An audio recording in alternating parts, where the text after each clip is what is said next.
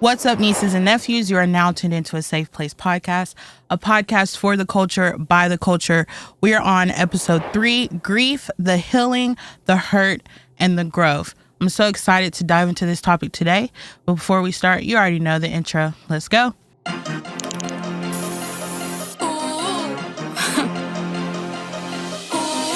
You are now listening to a Safe Place podcast, Culture Unplugged, hosted by Auntie Cat. All right, nieces and nephews, we're going to dive into 10 seconds with Auntie Cat. And for the 10 seconds today, we're going to talk about Neo. And no, I'm not talking about your Neo, like Greek, like profile in Neo. I'm literally talking about Neo the robot. This is a new robot that's been released that is AI influenced. It is $20,000, or you could rent it like $400 a month. This 400 something around there. This robot literally walks, talks, and cleans. It's pretty much like a maid. If you've seen Subservience, the movie with Megan Fox, when she's like a robot nanny and she ends up sleeping with the husband and trying to kill the mother and kill the family. Crazy movie. Like I literally feel like we're living in the iRobot times of today, and it's honestly like super scary. I'm a believer that these movies are like warning signs that we need to look for in the future, and when it actually happens, it's like crazy. Like, oh my God, I saw that in a movie. So yeah, I don't know about this Neo robot. I get it's given a little shaky. Like first they're sweeping and folding, and the next thing you know, they're running your house. They're locking you in the house or locking your child in the room, or I can't get with it. But if you know someone out there that is interested in it or has done research on it, comment below your opinion on these robots that are coming out. Would you buy it if you could? Would you have someone in your home that is literally a robot, walking and talking and cleaning? And with that being said, we are done with 10 seconds. And now we're doing the quote of the day. This quote comes from Dr. Coleman Greer, a Black clinical psychologist. This quote is on our topic of grief and healing. Grief is the last act of love we can give to those we loved. Where there is deep grief, there was great love. That quote always gets to me. Grief is proof that love existed. It's not weakness to grieve someone. It's not weak to cry over a loved one that's gone away. It's love that's needed somewhere to go. So never feel guilty. Never feel like you can't, show your emotions when you lost a loved one, because that just shows all the love that you had between you and that person. Grief is definitely a hard thing to conquer, but it is also a beautiful thing to grow through. So take that love and that growth and lean on that rather than the negative side. And now we're jumping into What's Tea. This new segment, we're going to dive into Jhené and Big Sean. Yes, you guys, your favorite vibey couple might be officially done. Okay, so reports have been floating around that Jhené and Big Sean quietly unfollowed each other on social media. And you know what that means in 2025, okay? It's basically the new breakup announcement. No posts, no captions, no joint pictures. It's giving soft separation energy. Now, these two have been through a lot together. They gave us hits, heartbreak anthems, and major spiritual twin flame vibes. From 2088 to None of Your Concern, we literally watched them love, grow, and heal in public. But here's the thing, not all healing has to happen together. Sometimes love has run its course, and that's okay. Allegedly, Jhené has been posting a lot about peace and reflection lately, while Big Sean's been focusing on his music and fatherhood, which means a bomb-ass album's on the way, okay? Because when Jhené be going through them breakups, that album is going to be fire. That's Jhené, Summer Walker, Jasmine Sullivan. Whenever they're going through, we know Tink, we know an album's coming, okay? Fans are speculating that they just outgrew each other. Outgrowing people doesn't always mean there's drama or bad blood. Sometimes it's just two people learning who they are outside of the relationship. So before y'all start picking sides, let's remember love can still be real even if it doesn't last forever. Big Sean was recently seen in an interview with Charlemagne the God speaking on how him and Jhené couldn't work things out and they loved each other and just wanted to call it quits, but still has a lot of love for her. So he did an interview with Charlemagne. I watched it. It was really good. He just pretty much said that he loves Jhené, but they've had a lot of differences behind, the scene, and it just didn't work out. And so they decided to mutually go their separate ways. So next we're going to dive into the topic of sports. Yes, we're talking about Antonio Brown. And here's what we know so far about the former NFL player and his recent arrest overseas. According to the authorities, Antonio Brown was arrested in Dubai by U.S. Marshals and extradited back to the U.S. Court documents state he's facing a second-degree attempted murder charge in Florida connected to a shooting incident in Miami earlier this year. So he was brought back to the U.S. He was in some other state, but he said that he would rather get tried in his hometown, Miami. Now, y'all know football in the South is big. Why wouldn't he go back to that jury? Anyway, we not messy. We're just reporting to you. Okay. Investigators say the incident happened after a celebrity boxing event on or around May 16th. Police reports alleged that Brown grabbed a handgun from a security staffer and fired 2 shots at a man identified. I cannot pronounce his name, but I'm going to try my hardest. Zulkarnain Kwame Nantambo. One bullet reportedly grazing the victim's neck. Brown has denied the allegations, claiming he was attacked by several individuals who, in his words, tried to steal his jewelry and cause him harm. He also stated on social media that he was briefly detained but later released. Now, if you saw the mugshot of him, literally looked like a totally different person. So you were found fled in Dubai, overseas. You were found looking like a totally different person. You cut your hair, your beard was shaved. 1 + 1 is 2, and 2 + 2 is 4. Okay, that's all I'm gonna say. Under Florida law, second-degree attempt to murder with a firearm carries a potential sentence up to 15 years in prison and a fine of up to $10,000 if convicted. Antonio Brown is a former NFL wide receiver who played 12 seasons, most notably with the Pittsburgh Steelers. He has previously faced several legal and civil issues on and off the field, including battery, unpaid child support, and his latest case now. The latest charge adds to that history. Though the case is still active and no convictions have been made, no trial date has been announced, and both legal teams have declined further public comments. We'll continue to follow updates from court filings and official statements. This is What's Tea, bringing you the facts straight. No gossip, just news.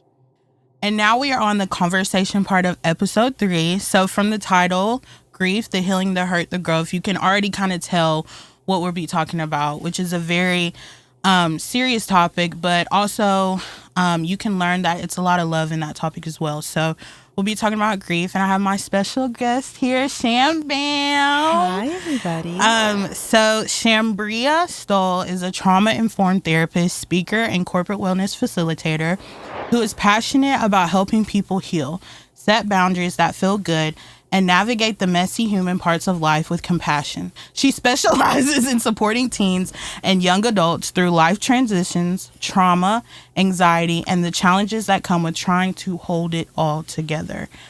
As a brain spotting and EMDR therapist, Shambria blends mind-body healing with real-world strategies, because healing should feel safe and empowering, not intimidating. I know that's right. Mm-hmm. She believes therapy is a place to breathe, be your full self, and learn to thrive at your own pace. Her passion for work is deeply personal.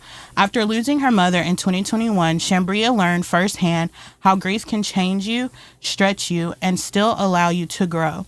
She is dedicated to normalizing the grief journey and helping others feel less alone through it.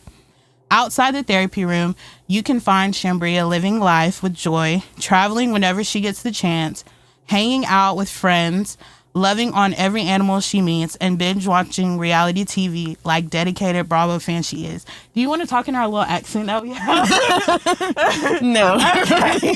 We'll do it towards the end. Okay. We literally talk like we're on, what is it? Housewives? New Jersey. Yeah, we literally have it down, y'all. It's hilarious. Okay. Shambria shows up with honesty, humor, and heart, reminding us that healing isn't linear, but it absolutely is possible. So welcome, Shambria. Thank you so much for having me. Thank you for coming. This is amazing. Thank you. That means a lot. So we're going to I got us tissue here, girl. So we're prepared. We're ready. Because, you never know with grief. It's so random. It pops up. You never know.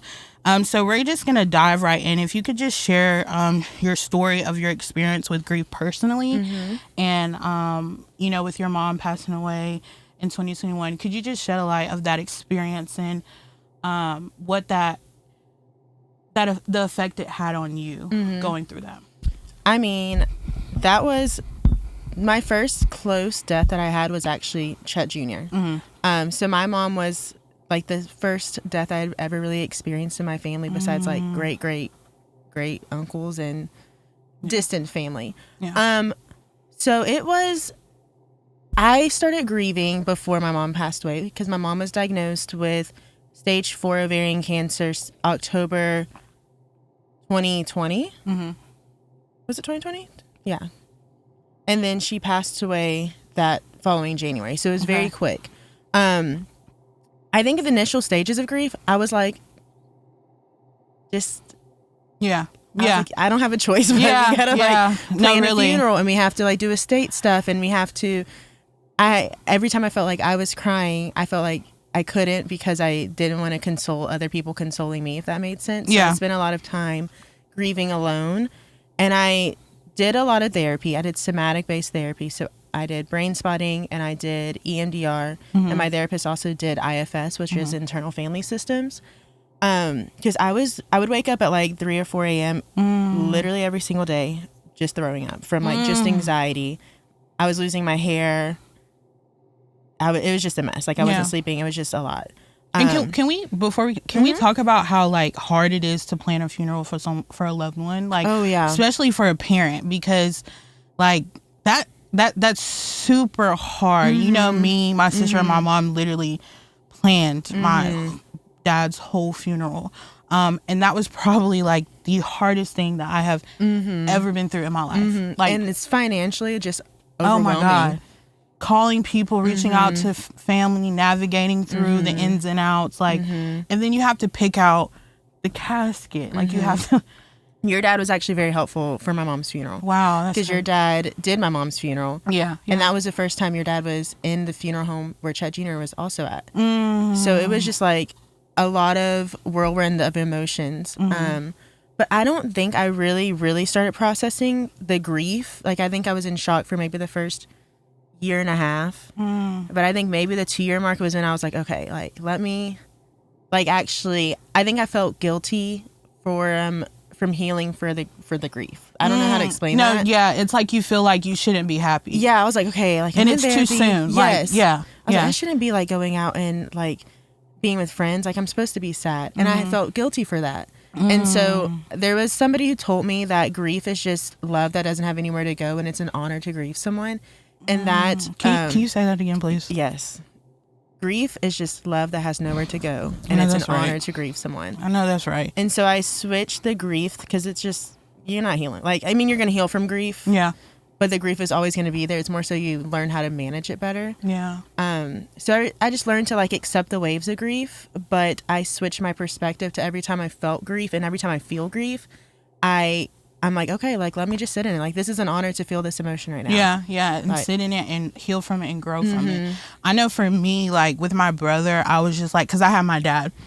So I was pushing through. I didn't take a break. I didn't do therapy because, I grew up, my mom was a therapist. My dad was a minister. So, I kind of felt I can work through this. You know what I'm saying? I can talk to my dad or my mom about it. So I didn't go speak to someone. I didn't get help. And I think now after my dad passed away, it affected me physically. Now I have literally I have a stutter.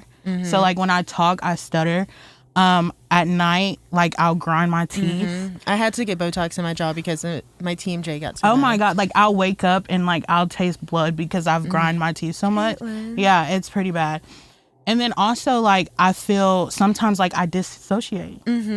Like I feel like I'm just watching everybody. My memory, there's no gigabytes left. Like the trauma has like, it's completely rewired my brain. I told a guy like I started talking to, I was like, I have short-term memory. Yeah. Like literally, because I cannot and it's like you're not cognizant of the changes until like they start affecting your everyday life. Like you can't function. You know what I'm saying? Like I'm sitting here with my mom and my sister and Emery, and I'm like exited out. You know what I'm saying? So it was hard. And then just like, I had two.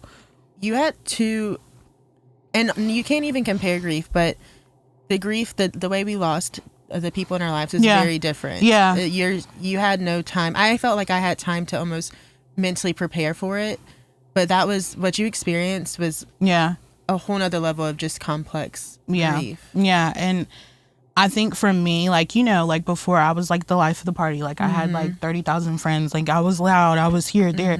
Like I remember I would be at a college party in high school and I'd see you and Cody and they would tell on me, you guys, they would text my sister and be like, not tell. I'm not a was snitch. It Cody? That is Cody. Caitlin, and my sister would be like, hey, but yeah, like I used to be the life of the party. I used to have so many friends. And I guess because like, I'm not saying like everybody just was like, F Caitlin, but I think the weight of the loss was so heavy that my friends at the time, it was hard for them to navigate through that. Yeah. Because I checked out. When you go from like the loud, like turn person to quiet, dissociate, it's like they're leaning on you for that excitement. I just don't have it. I don't have it anymore. And honestly, I don't want to go back to it. So yeah, it's definitely a process. And we talked about the rough part of it, but I want us to go into the healing part of it. And I honestly think when you lose someone close to you, you kind of gain like a sixth sense. Like you gain like that intuition. Yeah, like right off when a nigga ain't shit.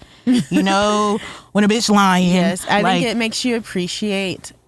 Personally, it's made me appreciate the world more. So I take pride in showing gratitude in like the small things of like, oh, the weather, that leaf.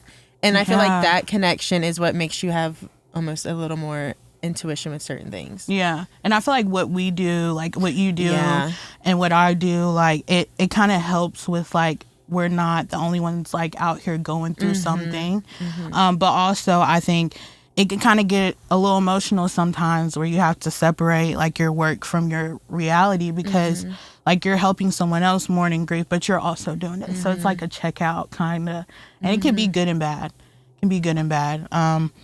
But so what is one thing that you can tell my audience that you learned from the grief process as far as like healthy coping? I know you talked about giving yourself grace, allowing yourself to be happy again. Like you said, like it felt weird to be happy, but it was just a natural emotion. Yeah. And I think accepting the support, obviously, like even just your family alone, the support that I got was like drop everything. Yeah. Lauren was there immediately. Like it was just, and it's almost overwhelming to like be surrounded by such a sad thing. Yeah. But also that's highlighting like, oh, wow, like I'm so supported and loved. And I think that was a hard thing for me to accept. So really accepting that and being with that and like being like, okay, like I can unclench my ass cheeks and accept this love. And it doesn't have to be like a trauma bond. No, like it could be a healthy bond. Yeah. So what are some like coping skills that you do, Sham, where when you start to get like that anxiety and that like, because I know one thing that I kind of jumped right into anxiety was like the death thing. Like death became so real. Like, oh, I'm really gonna die. Like, it's like, oh, we're literally not here forever. Oh shit, I'm gonna die. Me and my brother are both like that now. We're both like, okay. Yeah, so it's kind of like you kind of feel like, oh my God, like I have to live life to the fullest. I have to do this. I have to accomplish that because my clock is ticking. How do you pause that anxiety? I know you talked about therapy. How do you pause that stress from losing someone close to you? And what is the beauty of that? Can you kind of give us and insight? I started to identify like we really have free will. And I think like through grief, I learned free will, and I started doing things like I just always wanted to. I wanted a garden. I built a garden, and I had a garden. That was really I love helpful your. for me. I literally was like, you're gonna blow up because you were really like committed to those. Like you were like, was it zucchini and like carrots? I had everything. And, Brussels eggplants, cucumbers. Like you were really in there. Yeah. Asparagus, like, okay, potatoes. I know that's right, because gardening is not easy. No, and people think it is, and it forces you to be in the moment and teaches you patience. And I think that was something that was really helpful, and I didn't realize it was helpful. I started running a lot more, and that was helpful because it made me. I went into like a depressed spiral where like I would stay in my bed and like go to work and like coming home. And if Cody like wasn't cooking dinner that night, then I was just eating sleep. Like in the dark. That was it. So running helped me clear my mind, helped me get outside, and I would challenge myself and do a race each month, and that was really helpful because it just made me feel like I was working towards a goal. And then there's like a celebratory thing, like it just kind of forced happiness, I guess. I started writing. That was been really helpful because it makes me like loosen my hips a lot. Riding horses, that is, and that was helpful. Riding. That's been helpful. I don't know. I didn't know. A car. Yes. Okay. But writing has been helpful too because it's challenged me to be like confident and like trust my instincts and like push my own boundaries. And again, it makes you have to have a clear mind in order to be good at writing, and that's something that forces me to ground myself, and that's been helpful. And every time I see a butterfly when I write, I'm like, Mom. Yeah, no, literally, I've seen red cardinals so much, and like nature is very like intimate for me. Like the other day, there was a bird on my car that would not leave, and then a cat was on my car. Yes. Every time I see a cardinal, I'm like, that's my brother. Things that happen, like my mom had told us the other day. She was in Mississippi, you know, where she's from for her birthday, and one of my brothers, Scorpio, one of my brother's friends, my cousin, had brought her flowers, and it was like he's similar to my brother's age, and we definitely like thought that was my brother's way of telling my mom happy birthday. Yes. So like stuff like so like stuff like that, that's our loved ones trying to connect, like keep going, I'm here, like I'm still here. My niece Rain, whenever she's at grandma's house, my grandma will say she'll like look in the corner and she'll track something and bust out into laughter. Wow. And she's 18 months. That's definitely your mom. And my grandma's like, I just know it's your mom. She's like, I just know she's doing something. Your mom had the best hugs ever. Like, she did. She was so motherly. Yes.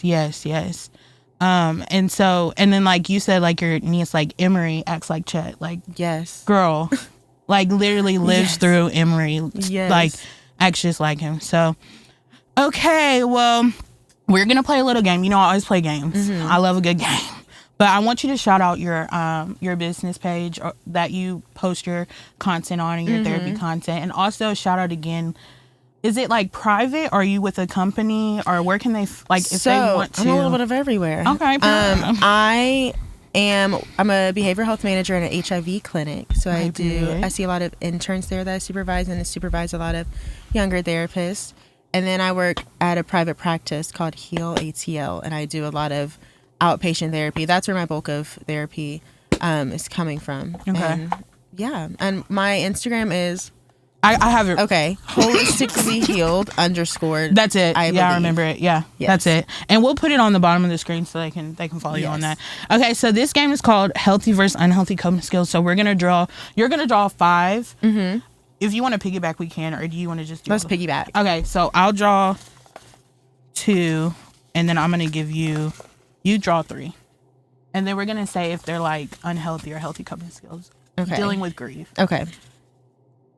Okay. You want me to go first? Yeah, you go first. Allowing yourself time to cry when needed. Absolutely healthy. It's okay. Literally, your tears have stress hormones that release your body. I'm like, it's like your kidneys. It's like, would you hold your pee in? Yeah, I don't. No. I will cry whenever. I know Emery is always like, why are you always crying, Auntie Cat? I will cry. Like, now I'm so emotional, but I don't hold myself, like, I don't beat myself up for it. Because I'm not going to hold it in. Because if I do, cry and hit myself with it. I know that's right. Okay, my turn. Okay, this one says, talking to a therapist or trusted friend. Definitely positive. After my brother, I was definitely running from it because everybody was telling me to go towards it. But after my dad, that has been the best thing ever. Therapy has really helped me like see the effects that trauma has on you and grief. And it is major, but it also has a beautiful side to it. And my therapist like really helped me see that beautiful side instead of staying in the negative. Yeah. You want to feel them. Yeah. But not get stuck. Right. Don't stay in there. Practicing gratitude for the memories. Absolutely healthy. Yeah. I used to have a hard time looking through like old pictures of my mom when she first passed away. And to be honest, I still kind of do.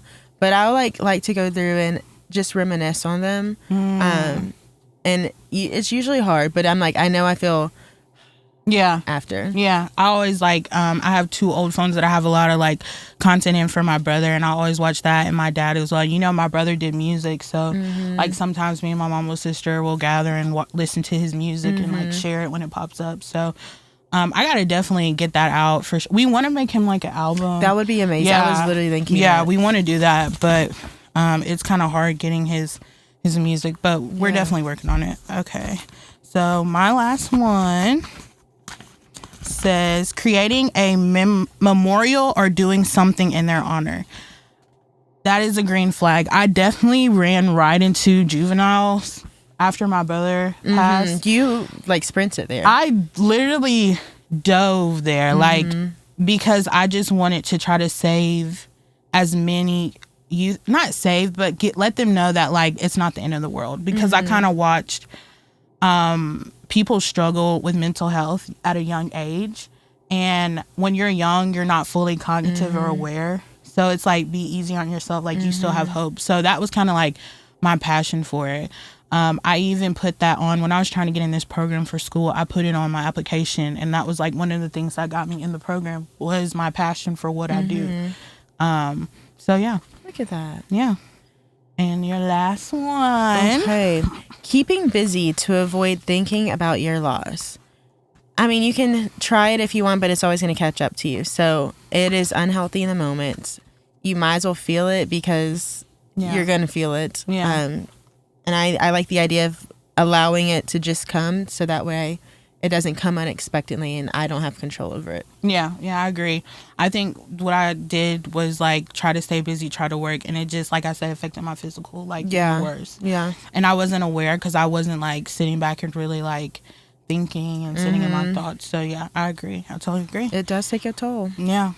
All right, you guys. So we are at the end of the conversation. I think this has been like so healing.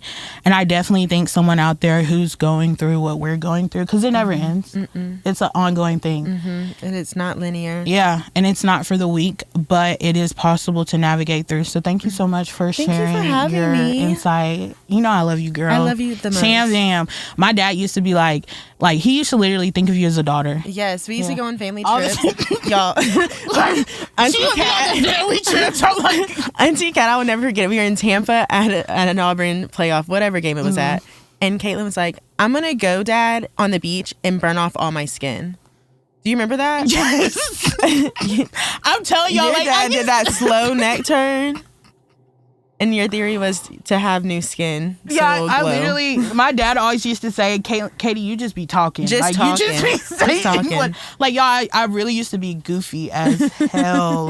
But we had so much fun on that trip. We had a lot of fun trips. Well, thank you so much for coming. And with that being said, we are at the end of the conversation segment. And now we will move into the verse of the day. And the verse of the day comes from Psalm 34:18. Y'all, we going to be in Psalms a lot, by the way, just letting you know. The Lord is close to the brokenhearted and saves those who are crushed in spirit. This verse carried me through so many nights, especially when I lost my brother in 2019 and also when I lost my dad last year, saying that it's okay to be brokenhearted, but God is there. Lean on him and he will save you. He never forsakes you, even through the rough times. And he sits in that grief and that depression with you. So never feel like you are alone. Always look to God. Always look to your faith and lean on the word. One thing that I did, I ran to the word. I ran to scripture because I didn't have anything really to lean on. And the word is firm. It's the foundation. So lean on the word. And that's the verse of the day. I just want to thank you again. I'm always going to thank you guys at the end for your support, because honestly, it means so much. Shout out to Shambria for coming and joining the conversation. We had a very heartfelt conversation on grief, a topic that is not really discussed in our culture. I'm so glad that we could talk about it and really give you guys pointers on how to move through that grief and press through that grief and turn that grief into something that can be very ugly, but it can be very beautiful as well. So again, stay safe and blessed, and remember, healing isn't linear, but it's always possible. And you guys, episode 4 is going to be a treat. So again, subscribe, ring that bell. You're not going to want to miss episode 4. I'm telling you right now, my guest is dynamic and I'm so excited. If you're from Auburn, tune in. Okay, that's all I'm gonna say. I'm not gonna ruin it.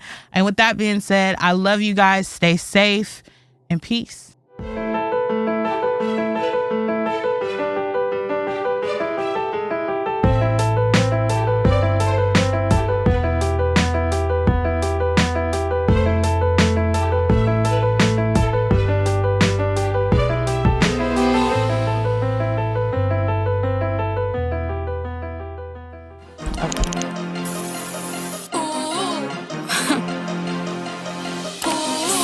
Thanks for tuning in to the Safe Place Podcast. Don't forget to like, share, and subscribe on all platforms. We're back every other Sunday at 7 p.m. Eastern Time with your host, Auntie Cat. Follow us on Instagram. Links in bio.